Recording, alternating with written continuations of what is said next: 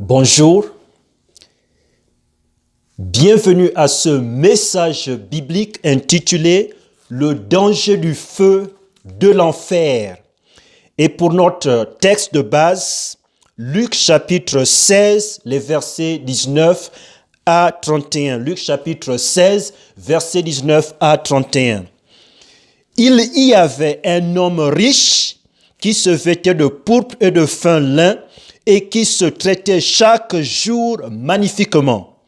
Et il y avait aussi un pauvre nommé Lazare qui était couché à sa porte, couvert d'ulcères. Il désirait de se rassasier des miettes qui tombaient de la table du riche, et les chiens même venaient lécher ses ulcères. Or, il arriva que le pauvre mourut, et il fut porté par les anges dans le sein d'Abraham. Le riche mourut aussi et fut enseveli. Et étant en enfer, dans les tourments, il leva les yeux et vit de loin Abraham et Lazare dans son sein. Et s'écriant, il dit, « Père Abraham, aie pitié de moi et envoie Lazare afin qu'il trempe dans l'eau le bout de son doigt pour me rafraîchir la langue, car je suis extrêmement tourmenté dans cette flamme. » Mais Abraham répondit, « Mon fils, souviens-toi que tu as eu tes biens pendant ta vie et que Lazare y a eu des maux. Maintenant, il est consolé et toi, tu es dans les tourments. Outre cela, il y a un grand abîme entre vous et nous, de sorte que ceux qui voudraient passer d'ici à vous ne peuvent, non plus que ceux qui voudraient traverser de là jusqu'à nous. » Et le riche dit, « Je te prie donc, Père Abraham, d'envoyer Lazare dans la maison de mon père, car j'ai 5 frères pour leur attester ces choses, de peur qu'ils ne viennent aussi dans ce lieu de tourment. » Abraham lui répondit, « Ils ont Moïse et les prophètes, qu'ils les écoutent. » Le riche dit, « Non, Père Abraham, mais si quelqu'un des morts va vers eux, ils se repentiront. » Et Abraham lui dit, « S'ils n'écoutent pas Moïse et les prophètes, ils ne seraient pas non plus persuadés quand même l'un des morts ressusciterait. » Quand même l'un des morts ressusciterait. Alors aujourd'hui, nous allons nous focaliser sur 3 points principaux. Premièrement, nous allons parler de l'enfer. Nous allons définir l'enfer. L'enfer, qu'est-ce que c'est? Deuxièmement, nous allons répondre à cette question. Qui mérite d'aller en enfer? Troisièmement, nous allons terminer avec cette question. Comment ne pas aller en enfer? Comment éviter l'enfer? Comment pouvons-nous connaître l'enfer? Nous l'avons vu dans le texte, Luc chapitre 16, les versets 19 à 31. L'enfer, quelle horrible pensée! L'enfer est un véritable endroit, c'est un lieu de tourment éternel. En enfer, des âmes damnées pleurent. En enfer, des âmes damnées crient en vain pour de l'eau au milieu des flammes auxquelles ils ne peuvent échapper pour toujours. Ces flammes sont des flammes éternelles. Et ces personnes qui y vont en enfer ne peuvent échapper ces flammes. Elles sont dans ces flammes pour toujours. C'est le fait le plus terrible et le plus alarmant de cet univers. Nous avons beaucoup de sujets de quoi nous parlons quotidiennement, mais le fait le plus terrible et le plus alarmant, c'est le fait de la réalité de l'enfer. La possibilité même qu'un tel destin attende le pécheur est si choquante que rien d'autre ne peut se comparer à lui. en importance la possibilité même qu'un tel châtiment attende le pécheur est si choquante que rien d'autre ne peut se comparer à lui en importance. Comment la fête ou la fin d'aujourd'hui peuvent-elles se comparer en importance à 1 million d'années de douleur, à 1 million d'années de tourments du corps, à 1 million d'années de tourments de l'esprit, à 1 million d'années de tourments de l'âme et de conscience en enfer? Comment l'abondance de vêtements ou le manque de vêtements d'aujourd'hui peuvent-elles se comparer à 1 million d'années de douleur, à 1 million d'années de tourments du corps, à 1 million d'années de tourments de l'esprit, à 1 million d'années de tourments de l'esprit, de l'âme et de la conscience en enfer? Comment l'honneur ou l'infamie d'aujourd'hui peuvent-ils se comparer en importance à 1 million d'années de douleur, à 1 million d'années de tourments du corps, à 1 million d'années de tourments de l'esprit, à 1 million d'années de tourments de l'âme et de la conscience en enfer? Comment? Alors, dans le livre de Luc chapitre 16, du verset 19 à 31, nous avons une histoire réelle. C'est une histoire qui est racontée par Jésus-Christ. Ce n'est pas une parabole, parce que la parabole n'utilise pas des noms précis ou spécifiques des individus, des personnes. Dans cette histoire, nous avons un nom spécifique et c'est Lazare. Dans une parabole, lorsque Jésus-Christ utilise des paraboles, l'objectif premier, c'est d'utiliser des éléments terrestres pour communiquer une réalité divine. Mais ce n'est pas le cas ici. Nous avons deux individus. L'un s'appelle Lazare et l'autre, nous ne connaissons pas son nom. Mais la Bible nous enseigne que c'est une personne extrêmement riche. Et dans cette histoire, nous voyons la réalité de l'enfer. L'enfer est un endroit réel. C'est un lieu réel. Dans notre société actuelle, les gens utilisent le mot enfer abondamment. Ils se moquent de ce mot. Ils méprisent ce mot. Même dans nos universités, même dans nos institutions bibliques, dans nos églises, des pasteurs hésitent maintenant à prêcher de l'enfer. La Bible est claire que l'enfer est un endroit réel. Jésus-Christ, dans les évangiles, parle du feu de l'enfer. Il décrit de manière explicite ce lieu, cet endroit que l'on appelle l'enfer comme étant un lieu de feu, un endroit où il y a du feu constamment. L'enfer, qu'est-ce que c'est? L'enfer, c'est un endroit premièrement réel. L'enfer n'est pas équivalent au cimetière, ce n'est pas équivalent au mausolée. C'est un endroit réel, c'est quelque part, ça existe.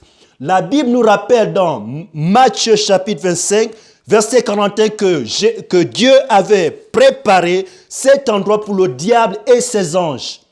Mais c'est aussi une place de châtiment. C'est un endroit du châtiment, un endroit de punition où chaque pécheur qui meurt sans Jésus-Christ dans sa vie ira malheureusement. Donc, premièrement, nous avons répondu à la question, qu'est-ce que c'est l'enfer? Deuxième point, qui mérite d'aller en enfer?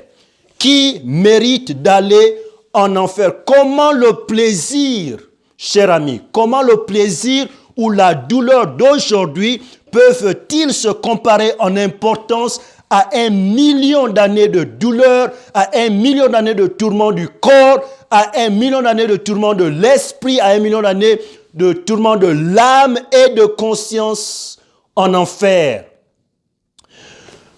Tirez, je prie chaque pécheur sous le son de ma voix aujourd'hui de considérer combien il est utile de savoir ce que Dieu dit de l'enfer. Et il le dit hautement et clairement dans la Bible, sa parole. Tirez, chers chrétiens, chères chrétiennes, si l'un de tes proches est en danger du feu de l'enfer, combien tu devrais être alarmé et anxieux. L'enfer n'a aucune distinction. Les Européens vont en enfer, les Portugais vont en enfer, les Américains vont en enfer, les Africains vont en enfer, les Asiatiques vont en enfer. L'enfer ne montre aucun respect de la personne. Les rois et les reines vont en enfer, les présidents et les vice-présidents vont en enfer, les gouverneurs vont en enfer, les maires vont en enfer, les professeurs et les élèves vont en enfer, les policiers et les soldats vont en enfer, les adultes et les enfants vont en enfer, les adolescents vont en enfer. L'enfer, s'il meurt et plonge dans une éternité sans Jésus-Christ. Je me répète, si ces personnes meurent et plongent dans une éternité sans Jésus-Christ, ton âme est extrêmement, cher ami, précieuse aux yeux de Dieu. Mon âme est extrêmement précieuse aux yeux de Dieu. Peu importe où tu vis, peu importe où tu vis, qui tu es, qui sont tes parents, quelle école tu fréquentes, ou si tu es employé ou non employé, peu importe ta situation actuelle, ton âme est extrêmement importante aux yeux de Dieu. Donc, premièrement, nous avons défini l'enfer. Premièrement. Deuxièmement, nous avons répondu à la question qui mérite d'aller en enfer. L'homme riche, nous le voyons dans Luc chapitre 16, verset 22, que l'homme riche leva ses yeux où en enfer. Certainement, cela a été le plus grand choc de sa vie. Peut-être qu'il s'était dit et il s'était convaincu qu'il était une bonne personne, qu'il était assez bien. Et à cause de cela, il avait fondé sa foi sur sa bonté, sur sa propre personne. Mais lorsqu'il avait levé les yeux, il était toujours conscient. Il était conscient où? Dans une flamme de feu. Lisons les Écritures. Luc chapitre 22, la Bible dit, à la fin du verset 22, le riche mourut aussi et fut enseveli. Verset 23, et étant en enfer, dans les tourments, il leva les yeux. Alors, il leva ses yeux en enfer, dans ce lieu réel, qui est quelque part. Cela a été le plus grand choc, certainement, de sa vie. Troisième point, et c'est là où nous allons terminer. Troisième point. Premièrement, nous avons vu que l'enfer est un endroit réel, c'est quelque part, c'est différent du cimetière. Et deuxièmement, nous avons aussi parlé du fait que l'enfer, si cela est très important, l'enfer est un endroit de feu. Jésus-Christ parle de cela de manière descriptive, très descriptive, de l'enfer comme étant un endroit réel de feu, où chaque pécheur, chaque âme perdue qui meurt sans Jésus-Christ mérite d'aller là-bas pour l'éternité. Deuxièmement, nous avons répondu à la question qui mérite d'aller en enfer. Et par rapport à cela, nous constatons que tout pécheur mérite d'aller en enfer. Romains chapitre 3, verset 23 dit, « Car tous ont péché et sont privés de la gloire de Dieu. » Nous avons tous péché et nous sommes tous privés de la gloire de Dieu. Parce que nous venons dans ce monde étant des gens pécheurs, nous méritons tous alors d'aller en enfer. C'est pourquoi nous devons rechercher le pardon de Dieu pour le salut de notre âme. Et troisième point, comment ne pas aller en enfer? Comment éviter l'enfer? Telle est la question. Repartons dans Luc chapitre 16, verset 22. Au début du verset, la Bible nous dit ceci. Or, il arriva que le pauvre mourut et il fut porté par les anges, amen, dans le sein d'Abraham. Le sein d'Abraham, c'est le paradis. Le sein d'Abraham, c'est le paradis. Abraham était au paradis et le pauvre alla aussi au paradis. Il était allé au paradis, pas parce qu'il était pauvre, pas à cause de sa situation sociale. Il était allé au paradis à cause du fait qu'il avait reçu Jésus-Christ comme sauveur. Jésus-Christ est l'unique sauveur et c'est ce qui sauve l'âme. La foi complète dans l'œuvre achevée de Jésus-Christ. La Bible nous parle de l'évangile dans 1 Corinthiens chapitre 15, les versets 3 à 4, que l'évangile c'est le fait que Jésus-Christ est mort pour nos péchés. C'est ce que nous allons croire, qu'il a payé complètement le prix de nos péchés. Et la Bible continue en disant qu'il a été enseveli et gloire à Dieu, après 3 jours, il a ressuscité de mort, comme il avait dit lorsqu'il était encore parmi les hommes. Il avait dit ceci, détruis ce temple, parlant du temple de son corps, et après 3 jours, je le ferai ressusciter de mort. Et c'est exactement ce qui s'était passé. Jésus-Christ avait ressuscité des morts. Alors nous voyons dans Luc chapitre 16, verset 22, que Lazare, l'homme pauvre, mourut et alla au paradis à cause de sa foi en Jésus-Christ. Et cela répond à la question, comment ne pas aller en enfer? Tes œuvres religieuses ne peuvent pas t'amener au paradis. Ta propre bonté ne peut pas t'amener au paradis. Mettre la foi dans l'observation des écritures de la loi ne peut pas t'amener au paradis. La loi ne nous a pas été donnée pour nous sauver.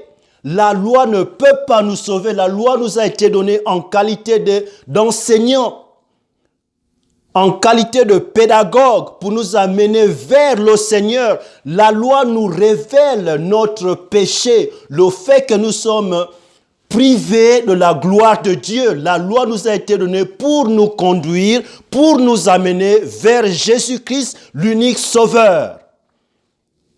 C'est ça, l'importance ou l'utilité de la loi. Lazare, l'homme pauvre, mourut et alla au paradis à cause et seulement à cause de sa foi complète au sacrifice achevé, au paiement achevé de Jésus-Christ, sa foi dans le sang de Jésus-Christ, dans l'évangile de Jésus-Christ. C'est pourquoi Lazare était allé au paradis. Cher ami, quelle est ta condition actuelle en ce moment? Je me souviens de l'histoire d'une femme au camp de réveil spirituel dans une église au Shamrock du Texas, une église, lors d'un réveil spirituel. Et la femme avait dit ceci au pasteur, au prédicateur. Dans le passé, chaque fois que je voulais quelque chose, je me suis toujours efforcé de l'obtenir. Et elle ajoute, aujourd'hui, elle a dit au prédicateur avec des larmes qui coulaient sur son visage, que je me rends compte que mon mari est une âme perdue et en danger du feu de l'enfer. Cher ami,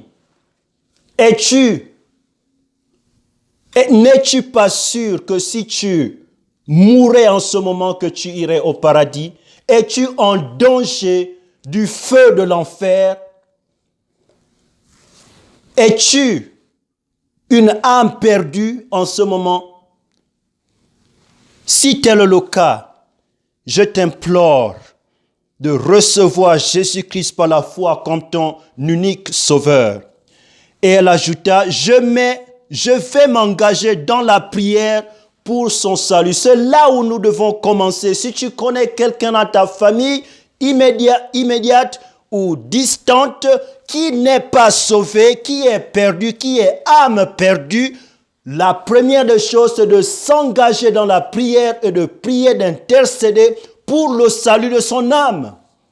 Nous devons nous focaliser dans la prière et prier sans cesse jusqu'à ce que cette âme soit sauvée de l'enfer, du péché. Car la Bible dit le salaire du péché, c'est la mort. Et cette mort ne s'attelle pas seulement sur la mort physique. Oui, nous mourrons physiquement à cause du péché, mais la pire de choses, la partie pire de cette mort, c'est la mort spirituelle, de passer l'éternité dans les temps de feu. Oui, l'enfer est déjà une chose pire, mais il y a pire que l'enfer. Dans Révélation, l'Apocalypse, la Bible parle de l'étang de feu. Et ça, c'est pire que l'enfer.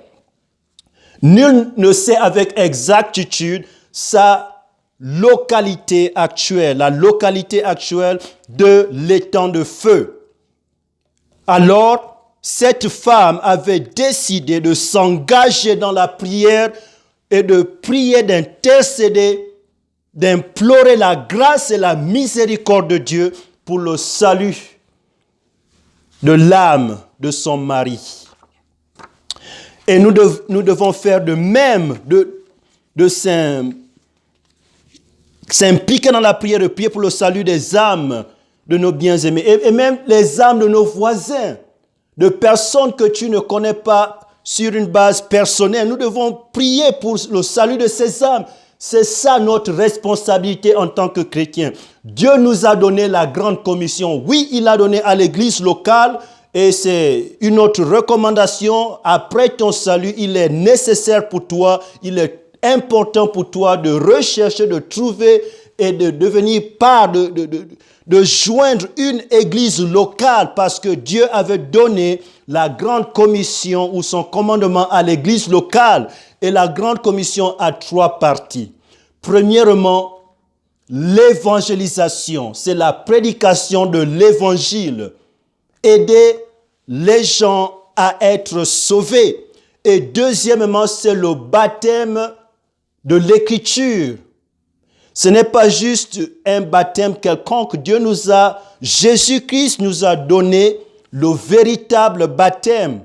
C'est le baptême de l'écriture, le baptême biblique en d'autres termes. Et troisièmement, c'est la formation de l'âme qui a été récemment née de nouveau. Si tu es déjà né de nouveau, la troisième partie, c'est de grandir spirituellement.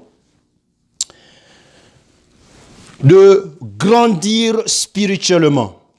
Il te ferait savoir avec des termes si le riche pouvait venir maintenant à nous et communiquer avec nous.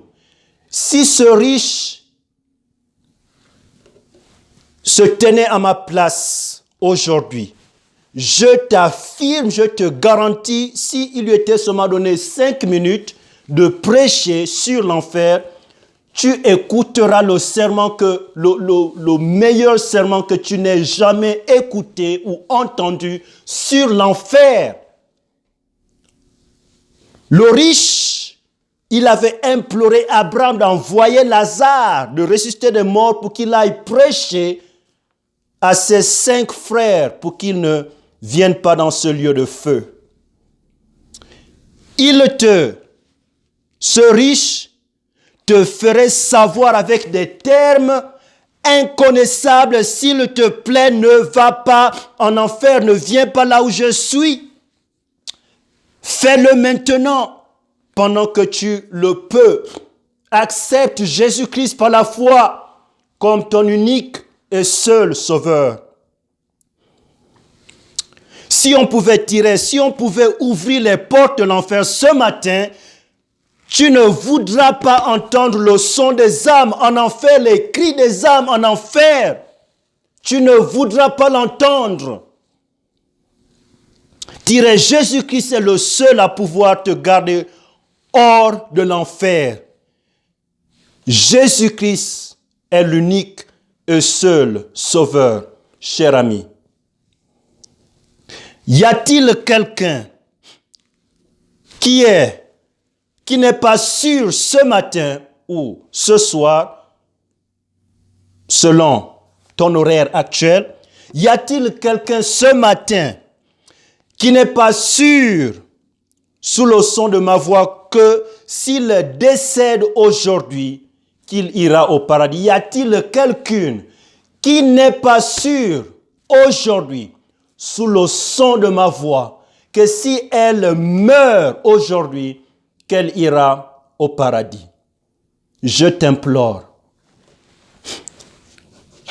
d'invoquer le nom de Jésus-Christ par la foi et il te sauvera. Je me souviens encore d'une autre histoire, d'un incendie dans l'hôtel Wincoff dans l'Atlanta, en Géorgie, en 1946. L'histoire nous enseigne qu'il y avait eu 119 morts et 65 cas non fatals. 119 morts. Plusieurs personnes avaient sauté des fenêtres lorsque le feu avait débuté et prenait de l'ampleur. Plusieurs personnes avaient décidé de s'enfuir par la fenêtre. Certains avaient atterri malheureusement sur les lignes électriques et avaient été électrocutés, malheureusement. Certains d'autres avaient atterri sur du béton dur et leur corps avait été écrasé. Histoire réelle qui s'était passée en décembre de 1946. On peut se demander pourquoi avait-il agi ainsi? Pourquoi avait-il décidé de sauter par la fenêtre, bien qu'étant loin du sol? La réponse est la suivante. Elles avaient préféré tout type de mort que d'être brûlées dans le feu de l'autel. Cher ami, les flammes du feu de l'enfer sont aussi réelles que les flammes du feu du Wincoff Hotel. Donc, premièrement, nous avons défini l'enfer. Deuxièmement, nous avons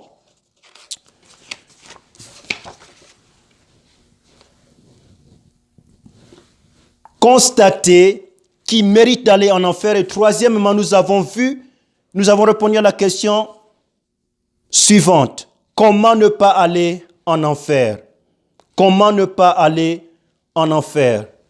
Il y a une seule réponse, cher ami, une seule réponse. C'est un nom, un seul nom. Ce n'est pas catholique, ce n'est pas l'église protestante, ce n'est pas l'église méthodiste, ce n'est pas l'église baptiste, ce ne sont pas les témoins de Jéhovah ou les mormons. Un seul nom, c'est le nom de Jésus-Christ. C'est le nom qui nous a été donné par lequel on doit être sauvé. Il n'y a aucun autre nom donné parmi les hommes par lequel nous devons être sauvés, mais que par le nom de Jésus-Christ, celui qui est mort pour nos péchés, a fait couler son sang, a été enseveli et a ressuscité des morts pour payer le prix que nous ne pouvons pas payer. Nos œuvres ne peuvent pas nous sauver. Même nos œuvres religieuses ne peuvent pas nous sauver. Être membre d'une église ne peut pas te sauver. Juste un nom.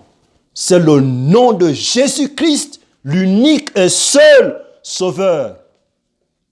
Alors, si tu n'es pas sûr de ta condition spirituelle actuelle, tu n'es pas sûr que si tu mourrais aujourd'hui, que tu iras au paradis.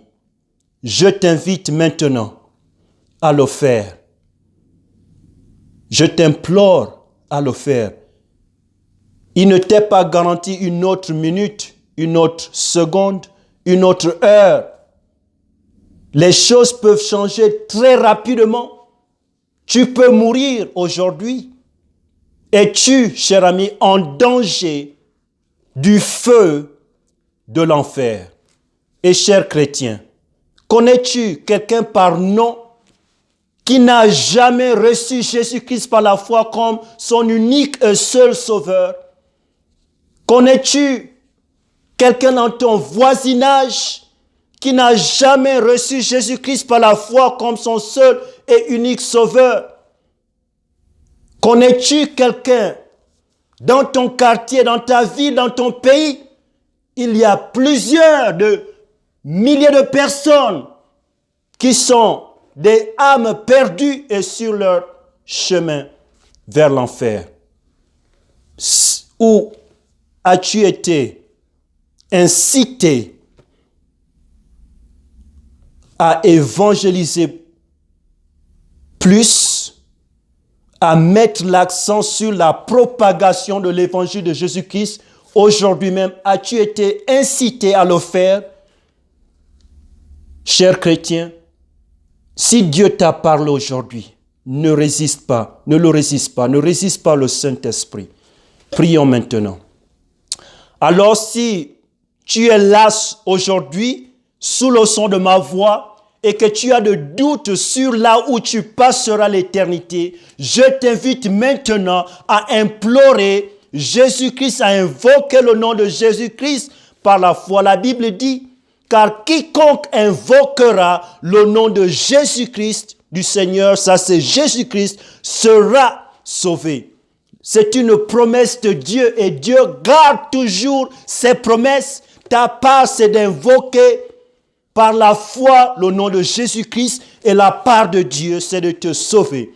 Et lorsqu'il te sauve, il te pardonne tous tes péchés et il te donne une demeure éternelle au paradis. Jésus-Christ a dit, je vais préparer des mentions. Et ces mentions n'appartiennent qu'aux personnes qui ont déjà reçu Jésus-Christ par la foi, aux personnes